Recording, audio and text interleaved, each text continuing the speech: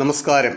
കാലം മറക്കാത്ത സംഭവകഥകളിൽ ഇന്ന് ഇന്ത്യയുടെ പ്രഥമ പ്രധാനമന്ത്രിയായിരുന്ന ജവഹർലാൽ നെഹ്റുവിൻ്റെ ജീവിതത്തിലെ ഒരു സംഭവകഥയാണ് നിങ്ങളുമായി പങ്കുവെക്കുന്നത്.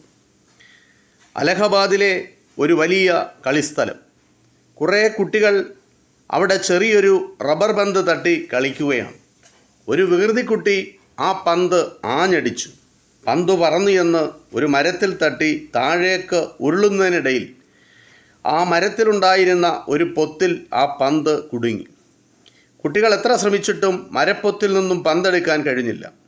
അടിച്ചുവിട്ട കുട്ടിയെ മറ്റു കുട്ടികൾ വഴക്കു പറയാൻ തുടങ്ങി. അവൻ കരയാനും കുറച്ചുകൂടി മുതിർന്ന കുട്ടികൾ മറ്റൊരു കുട്ടി പാർക്കിലുണ്ടായിരുന്നതും ഇവർ കാണുന്നുണ്ടായിരുന്നു.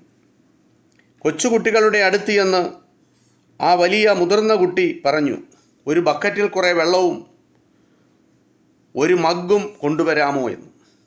കുട്ടികൾക്ക് വലിയ സന്തോഷമായി. കുട്ടികൾ ഓടിച്ചെന്ന് വെള്ളവും മഗ്ഗും കൊണ്ടുവന്നു. ആ മുതിർന്ന കുട്ടി ബക്കറ്റിലെ വെള്ളം മഗ്ഗിൽ കോരി മരപ്പൊത്തിലേക്ക് ഒഴിച്ചു. ആ റബ്ബർ പന്ത് മെല്ലെ മെല്ലെ ഉയർന്ന് മുകളിലെത്തി. ഈ ചേട്ടൻ എത്ര ബുദ്ധിമാനാണ് അല്ലേ? ചെറിയ കുട്ടികൾ അത്ഭുതത്തോടെ തമ്മിൽ പറഞ്ഞു.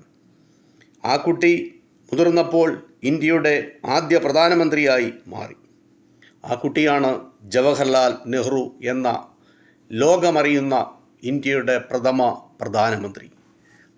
ജവഹർലാൽ നെഹ്റുവിൻ്റെ ബാല്യകാലത്തെ ഒരു സംഭവകഥയാണിത്. ഈ കഥ ഇത്രമാത്രം. നന്ദി, നമസ്കാരം.